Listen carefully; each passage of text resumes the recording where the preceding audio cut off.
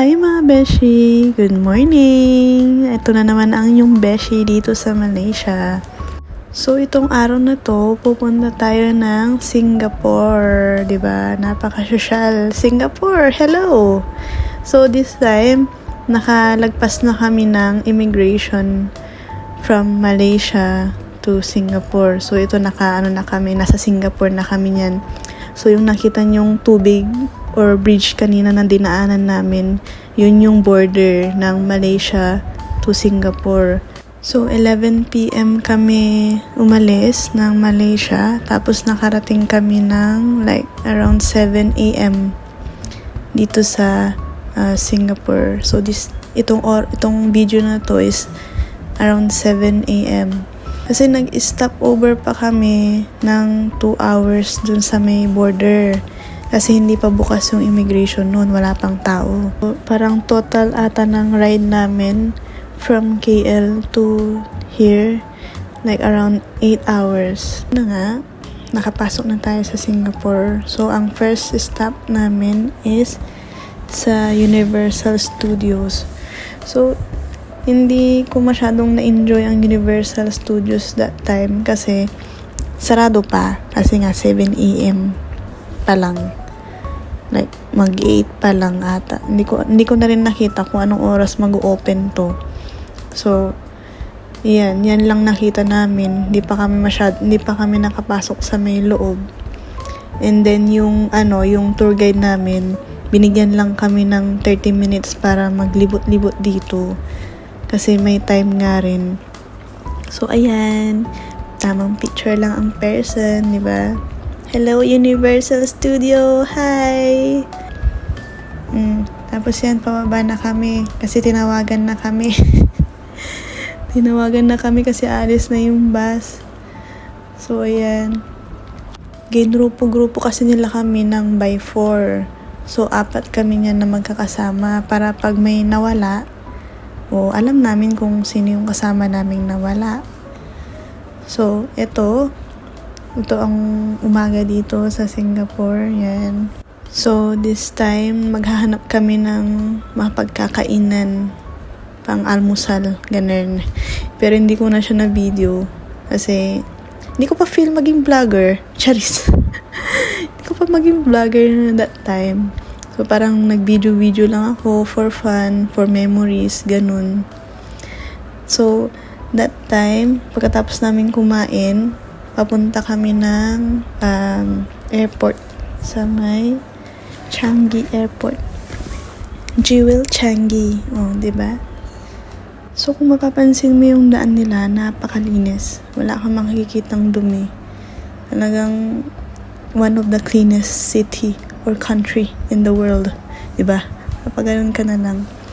Wala kang makikitang plastic or kahit na isang straw. Wala. So, parang mahihiya ka na lang talaga magtapon dito. Tsaka kahit yung mga tao dito, disiplinado sila, alam nila. Nakita ka nilang nagtapon, sisitahin ka nila. Ganun dito sa Singapore. So, ayan, papunta na kami ng airport, sa may Changi Airport. Then, yes, ito na yun. Ito na yung Changi Airport nila. Diba? Napakaganda. Parang napaka-futuristic.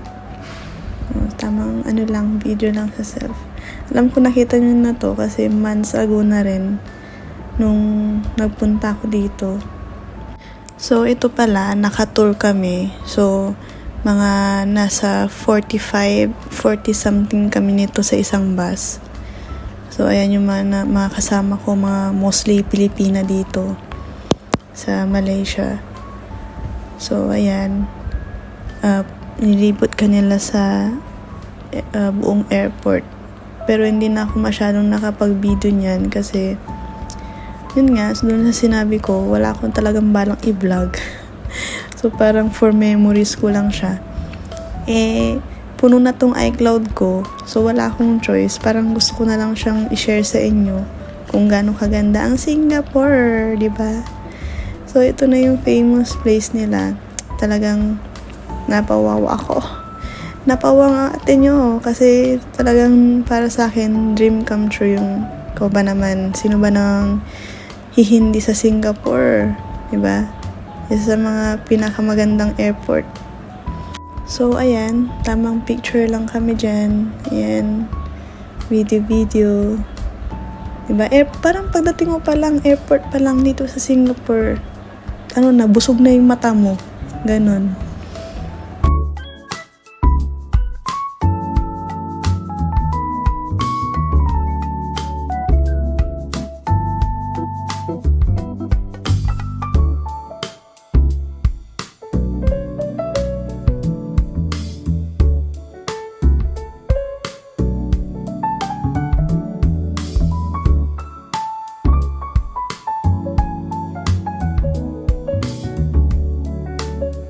So, umakyat kami dito sa taas. Gusto namin itry yung tren. Kaso may bayad pala. Ang mahal. Mahal siya. So, hindi na lang namin tinry. Tingin-tingin na lang talaga kami. So, yan yung dito sa may taas niya. Yan, ganda. Mga restaurant kung gusto nyong kumain. Then, pumabak ulit kami kasi hindi namin afford dun sa taas. So, dito kami sa baba kumain. Naghanap kami ng restaurant yan. Mga beshi ko, di ba? Yan yung palagi kong kasama. Kung nagsasawa na kayo sa mukha niya. So, ayan, naghahanapan kami. Di ba? Mga baguhan. Naghahanap kami ng fast food niyan. McDonald's, Jollibee, or whatever. So, ayan, naisipan namin bumaba. Baka nandun nga sa baba yung kainan.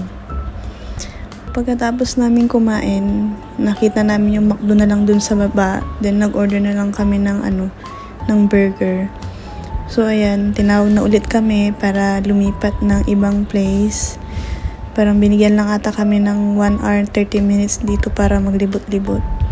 So, ayan, nasa bus ulit kami. Papunta kami ng Lucky Plaza, kung saan ang mga Pinay dito sa Singapore ay nandito. At lahat ng mga souvenir, ayan, dito nyo siya na makikita.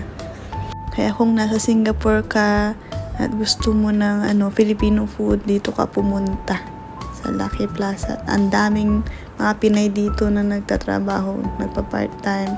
Tsaka lahat na nakikita nyo mga yan, mga Pinay ang mga yan, syempre. Pahuhuli pa ba mga Pinay sa mga aurahan? Ay, hindi pwede yan. Hindi ka matatawag na Pinay kung hindi ka aawra sa ibang bansa. Charis. So, ayan. Yan yung sa may loob na kainan. Halos wala kaming maupuan. Promise. Kasi linggo yan. So, lahat talaga ng Pinay nasa labas. So, naghanap kami ng maupuan. Di ba? So, yan yung napili namin upuan. Pero hindi siya malinis. Pero wala kaming choice. Kaya kami na lang yung naglinis ng upuan. So, ayan, mga Pinay lahat. Pinoy, Pinay. So, pagkatapos namin kumain, ayan, lumabas na kami. Hindi na ako masyadong nakapag-video sa loob. Tapos, yan, naantay na namin yung bus. Then, ito, sabi ng tour guide, mga Myanmar daw lahat yan. Ito daw yung pwesto nila. O, diba? So, pagkatapos namin sa Lucky Plaza, lumipat naman kami dito sa parang market nila. So, lahat daw ng mabibili ulit dito. Pati mga prutas mura. Hindi ko alam kung anong pangalan ng ng market na to. Pero lahat din ng souvenirs, pagkain, prutas. Parang wet market nila. Pero hindi siya wet. Yung parang pa rin, social pa rin. Parang mall. Tapos ito yung sa likod. Saktong may bazaar sila. So, ayan, dami mga nagbebenta ng kung anik-anik dyan. So, lakad-lakad lang kami. Tingin-tingin lang, syempre. So, tapos namin doon, lunch na namin yun. So, ayan, papunta na kami ng main tourist spot talaga dito sa Singapore is yung Marina Bay Sands. Yung talagang makikita mo yung Merlion. Yun, pupunta kami doon. So, ito na nga. Tingnan nyo naman yung kalsada nila. Pakaganda. Wala kang makikitang mga pulubi o mga badyaw. Kung ano naman. Diba? Tapos, ang tahimik. So, kahit maggulong-gulong ka dyan, walang pakialam yung mga tao. Baka nila, sabihin pa nilang baliw ka. Ganun.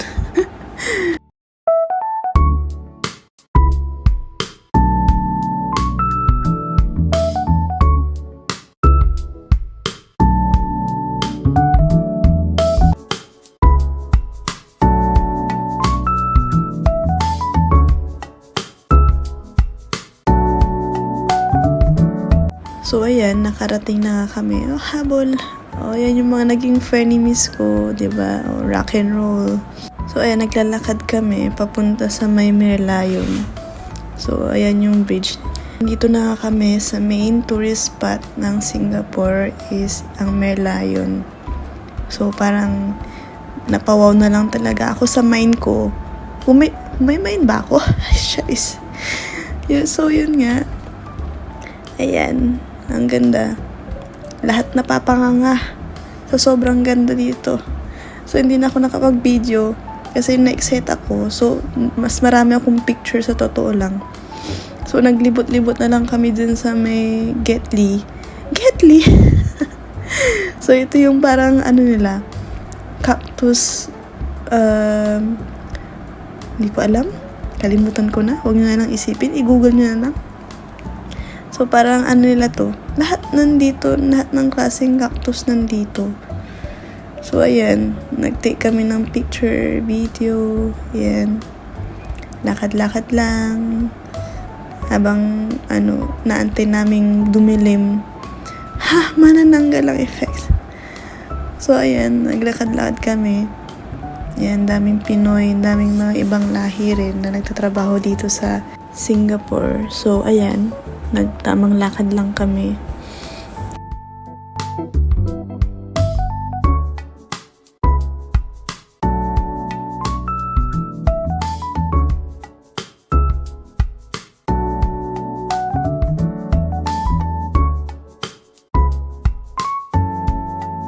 So, paggabi na, mga B, so mga around 7 p.m. na yan. At magi-start na rin yung show. Hindi ko alam kung weekends ba na may show dito sa Marina. Pero, ito yung, yung show na yun. Ang ganda. Pwede kang humiga dyan. Magdala ka ng ng sapin mo. Humiga ka sa floor. Tapos, damdamin mo yung ilaw tsaka yung kanta. Talagang mapapaheli ka, ganun. Napaka-magical ng effect. Para hang nasa Disney, ganun. Charis.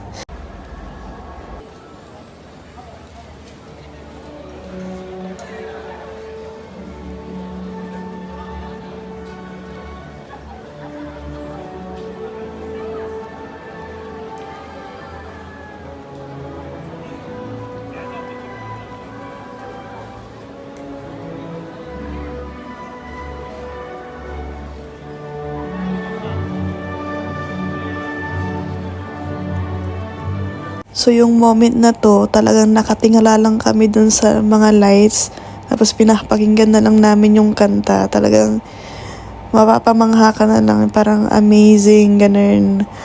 Ang OA nung amazing. Pero talagang, the best. I'm a fat man.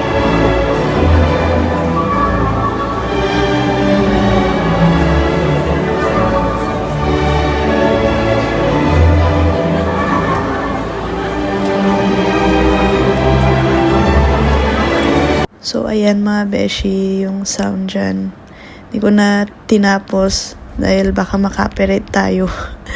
So, pauwi na kami. Around 8:30 na ata yan. So, kailangan pa namin bumiyahe kaya kailangan namin umalis na. So, this one is just only 1-day tour from Malaysia to Singapore.